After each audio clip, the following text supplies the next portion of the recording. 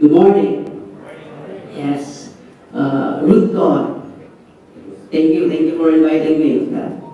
So I don't have any black magic or special tricks to show you right now, but maybe for script kiddies out there and some hungry hackers, maybe you can use this. So better listen.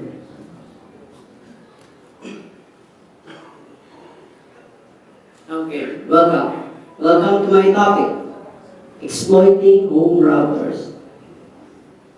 So at first, I would like to acknowledge some people who is always right behind me, who inspired me, especially this research. Of course, my girlfriend Marjorie. Before we have some little argument, she told me that her friend can hack a Wi-Fi and have internet for free. And I said, oh, maybe it's a Wi-Fi sharing application. So we've got little quarrel out there. And I investigate.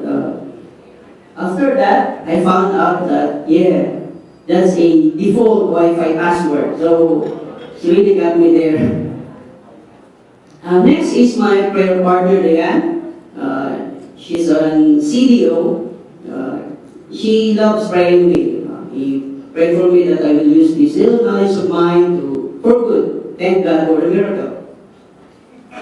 My best friend Jalen in New York, my VMO family, the PGC MIS team, my family of course, parents, cousins, Eric, my love, Dudong, Tita, and Aina. These people who is willingly supporting me, even though they don't understand what I'm talking. So that's family. My workmates, friends, acquaintance, also my brother Erio, my ministry elder servers, my paternity Knights of Columbus, Council number 12920, the Catholic Church who mold me with moral values, of course. And lastly, our God. Thank you. So, who am I anyway? What's my name?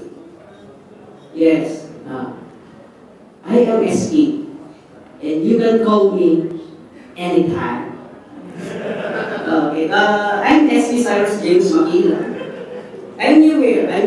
This is my first time in ROOTCON, together with the hacking community. I'm new here. I have a ministry, I told you. I'm an elder servers in our local parish in St. Peter and Paul Parish. Also, a second degree Knights in our fraternity. Also graduated from General Santa City, Notre Dame of the Llagas University, as Bachelor of Science in Computer Science. Currently, I'm employed to protect the group of companies as MAS staff. And what I do, of course, number one, I serve God. I spend 1/3 of my life serving the Lord. So my pastimes are programming. I do lots of programming, Visual Basic, scripting, Python, Lua, PHP, C#, not so CPP, Turbo Pascal. I also use that for Pascal. I do fuzzing, of course. I do programming, so I fuzz it. Pen testing, I penetrate my own program. And researching, of course. So I am also a certified professional ethical hacker or Model 2. I develop systems, middlewares, converters. I also administer servers, I manage servers. So I don't need to mention brands names because we're hackers here. I will be targeted anytime if I will mention one. Lastly, of course, crime fighting. So it's what I do. In Jensen, we IT have the different terminologies, meaning. So when we say IT, who among you understand Bisaya language? Okay, there you go. So IT for us means imo tanan. In Tagalog language, meaning sayo lahat.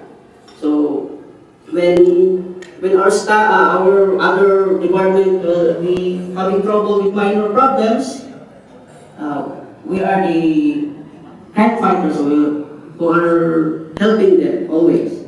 So whether it's minor or user level problems, we are the one accountable for that. So to start, I would like to ask you questions. Is our home secure? So we do lots of pen testing, securing our companies, other people, but yeah, is our home secure? With all the gadgets we have in our home, the smart TVs, yeah, tablets, wireless keyboard, you have one? Of course, the router, internet.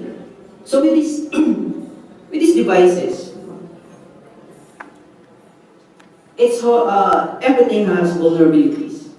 The smart TVs, who saw that Black Hat USA 2013, they have smart TVs. From camera to fake TV ads, they do that. The stage fright, who among you know the stage fright? Oh, really? Really? So stage fright exposing 2,075,000 Android phones. This happened early March this year. So you can Google it, and yeah, well, the exploit is released if you want. For educational purposes, of course. Don't do that at home. Key sweeper. Do you know the known hacker Sami? I guess I pronounced it right. Yeah, he created a charger look like Bluetooth sweeper of keystrokes.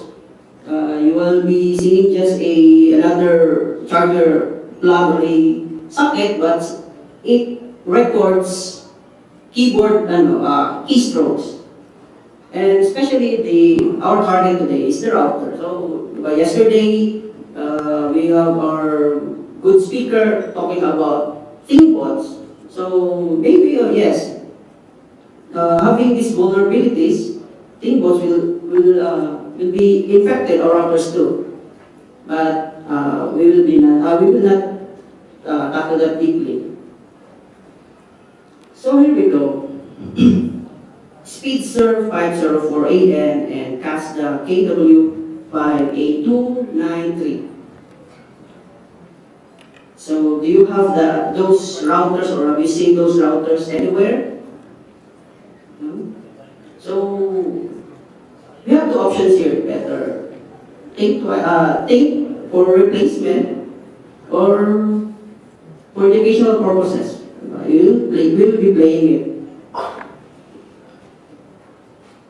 So yesterday, I commend someone I said yesterday that what Sir Paul Bidding did is good, but honestly, it is unethical for me. So why? This is why. This vulnerability was reported to the vendor last year, April. Yes, April. So I emailed the vendor. So I have this while loop. Any programmers here? Please raise your right hand. Wow, cool. So I guess you do understand this. Okay, but I will explain this. So I have this little code segment with a loop. So to start, we will declare they do not understand as true. So this is what happened.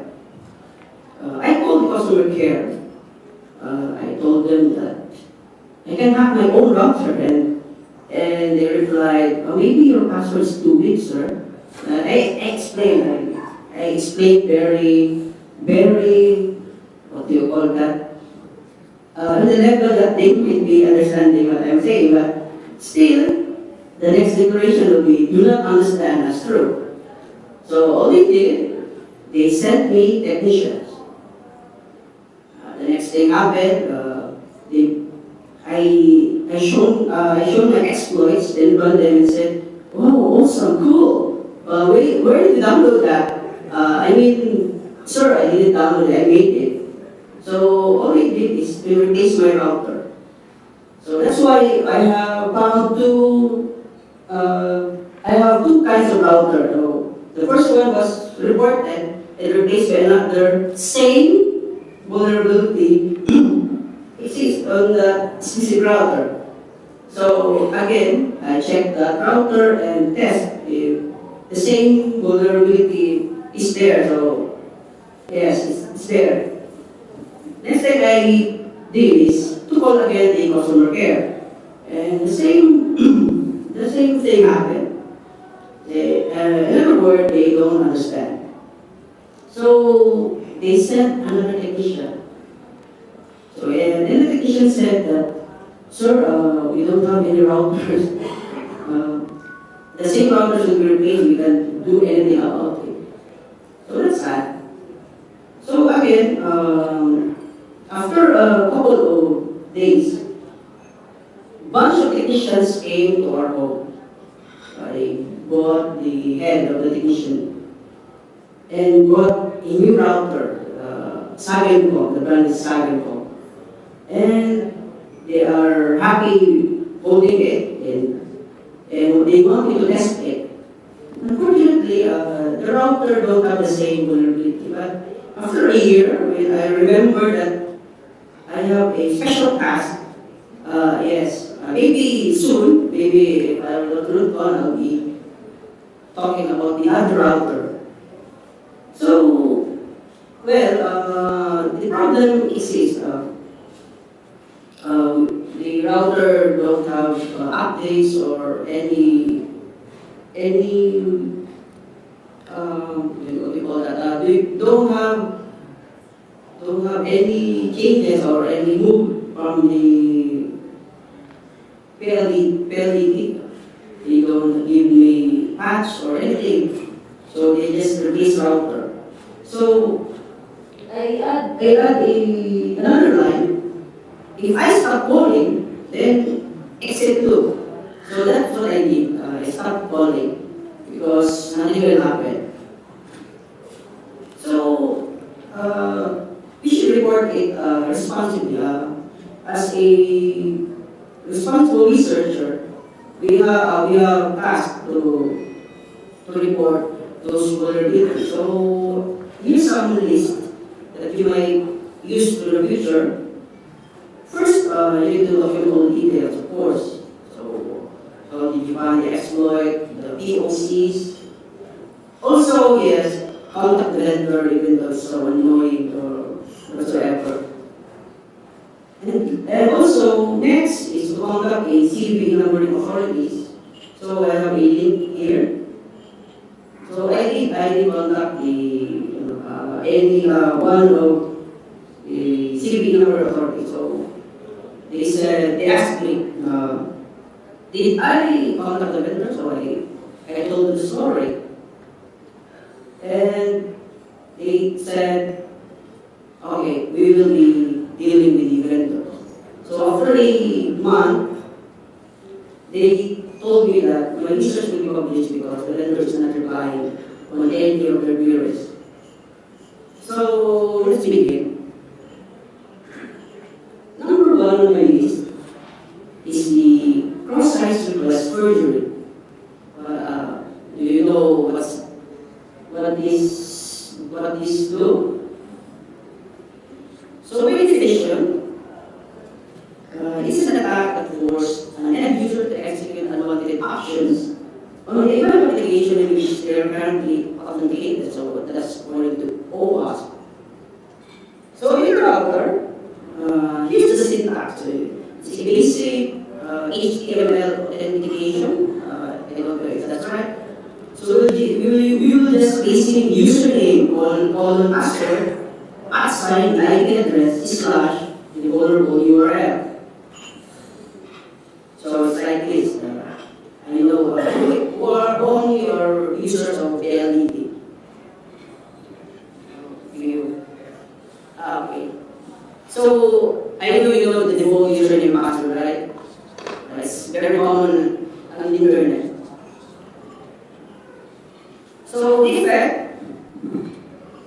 effect is to change our configuration without our knowledge. So that's horrible. So the vector of this attack is like a client will be viewing a malicious website or a website that you own, or what do you call that? It's your website, the hacker's website. And it automatically changes your browser's configuration. So for the benefit of the doubt, I have some codes here using digital HTML with the source of the vulnerable URL as the username password. So okay, I will be providing a demo.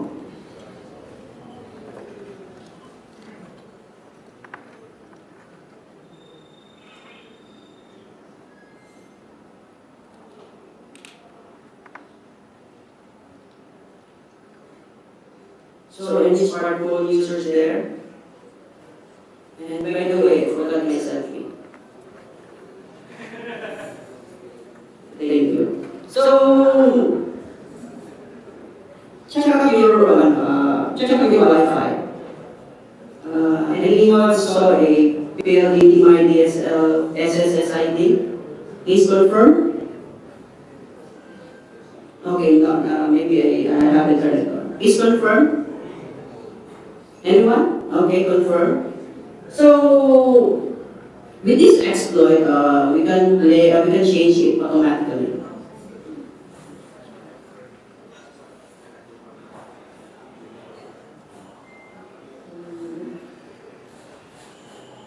So I duplicate my screen first.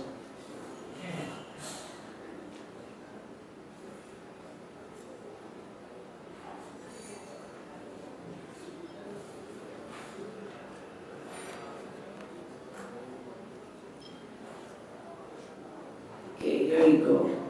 So I already made a script or a exploit. So if I run this, or if I open this, wait. So it says check your SSID.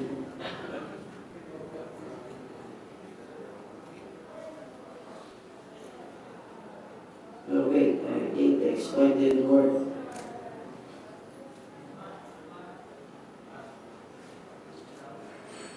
Okay, so what happened?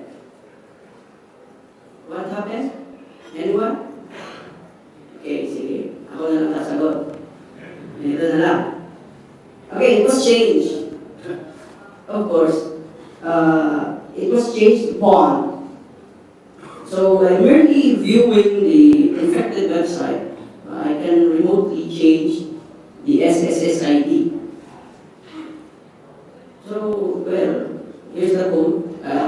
Just a IMG tab, of course. So later, if you want it, just come and get it.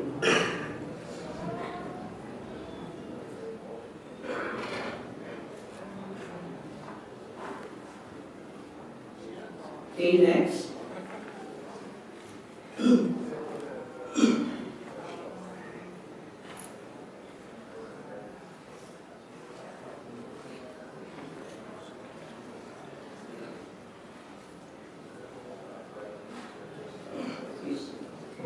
So next is a XSS. So I know this is very common for the elite ones. But for the script kidneys, okay, you can try this at home. So by definition, process scripting attacks are types of injections in which malicious scripts are injected into otherwise benign and trusted website SS attacks occurs when attackers use a web application to send malicious codes, generally in the form of a browser-side script to different end users. So we have two types of SSS. I know you know this, but well, the persistent and the non-persistent. So the router has persistent SSS inside, and it's affecting it. So by using this script alert, or we can have it differently, we can load the script every time the user views the router's admin.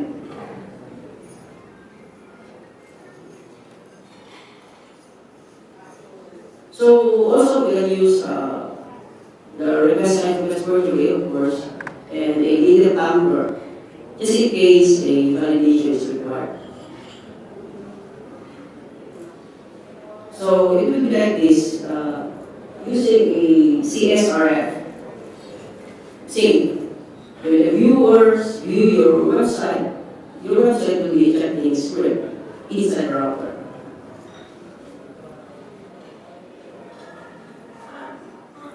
So big.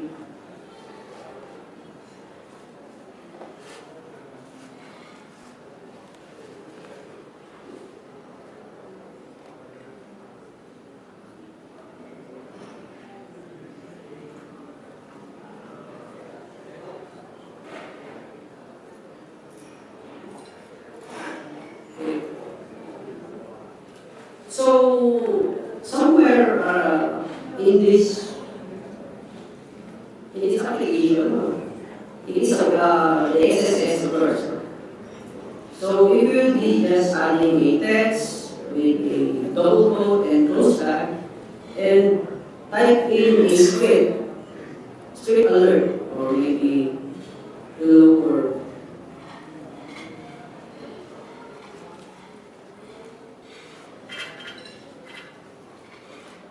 So the script will run. So every time you will be opening this side, it will always run. So if we will be using beef, anyone knows beef, the juicy one, the proper exploit framework, that's the beef, you can inject it here.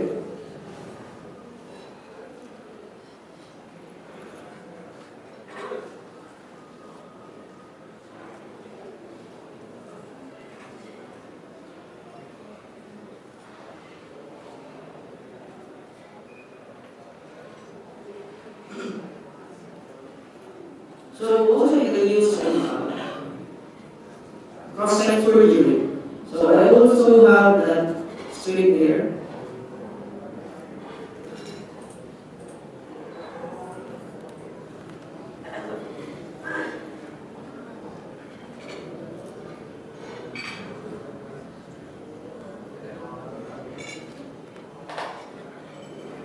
Okay.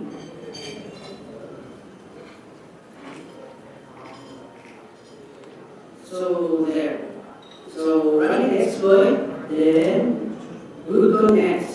So if you will be checking that, okay, here it is, ROOTCON next. So it was selected remotely.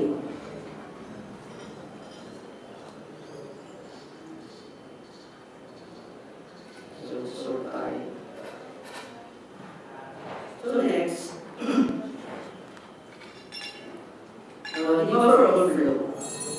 So, the buffer overflow condition exists when a program attempts to put more data in the buffer than it can hold, or when a program attempts to put data in a memory area as a buffer. So, in this router, I found the vulnerable domain that CGI, the parameter ID ADR, is vulnerable to buffer overflow. So, just injecting more than 1,000 character, it will burn off or restart totally. So let's see.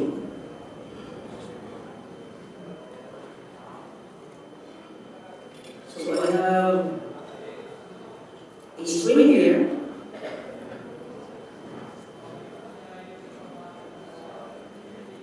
And yes, this is the 4. So if we will be placing it,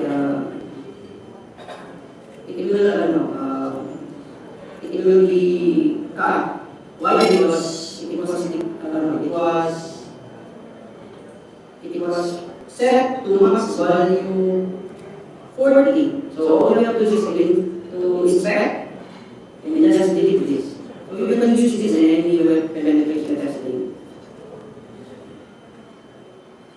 Inspect. So paste and then click ping. Yeah, that's time out. So it will be off temporarily. So if you will be using if you will be creating a DOS, this will be Google.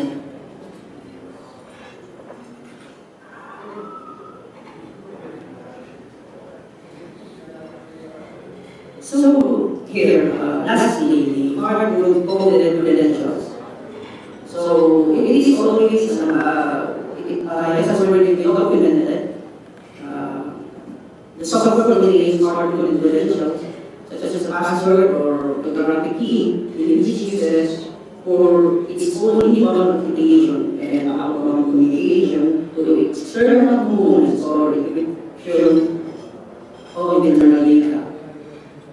So this router, I don't know if everyone knew about the default Wi-Fi password. So the default Wi-Fi password is the PLD Wi-Fi together with the last 5-digit MAC address.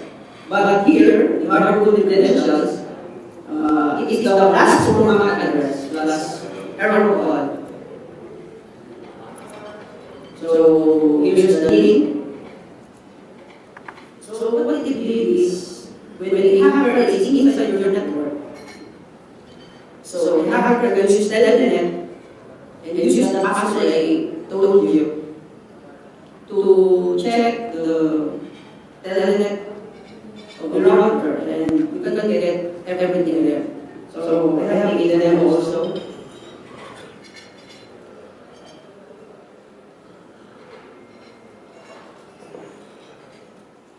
Okay. So we will be changing our password.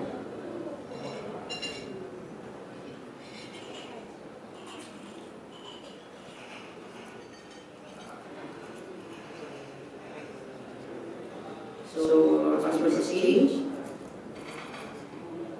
Okay, so we will be extracting the password we use. So I use Nmap. I use one script. I have my own NSE.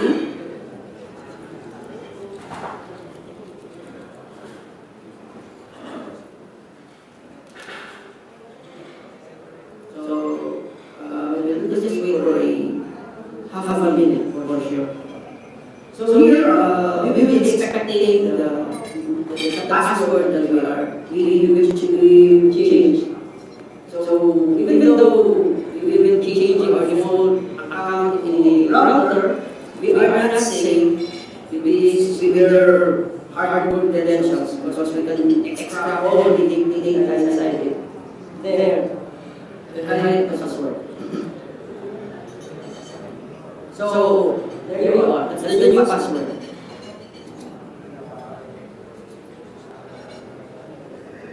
So some people told me that hacking around is not dangerous. Well, those people maybe don't know the importance of the router. So having my first vulnerability, how about changing your DNS server? So you know what's the effect? Anyone? Okay, hijacking DNS is dangerous. When we will be using a bank website, DNS is needed. The DNS server will give you the exact IP address of that bank website, but when it will be hijacked, maybe a fake bank website will be given to you and you will be leaving your credentials there. That's dangerous. The cross-site scripting, when you use a short URL and put beef on it, so the beef can manipulate anything on your computer. A buffer overflow makes your network connection unavailable. And the hardcode credentials, as I mentioned earlier, you can do anything if you get the router's credential. So my recommendations will be, well, number one, change the default IP. So hackers will always assume that you are using the private IP 192.168.1.1. And if you will be changing it, you will be less vulnerable to this. Also, to change the default username and password. Well, even though the last part will be devastating, still I recommend to change the default username and password. They don't give framework, or if ever a framework is available, let's update. Or lastly, change our routers. So I think that's the best thing to do. So before I end my topic, I will leave you these two words of wisdom. First, giving your Wi-Fi password is like giving your home keys. Agree? Agree? Agree?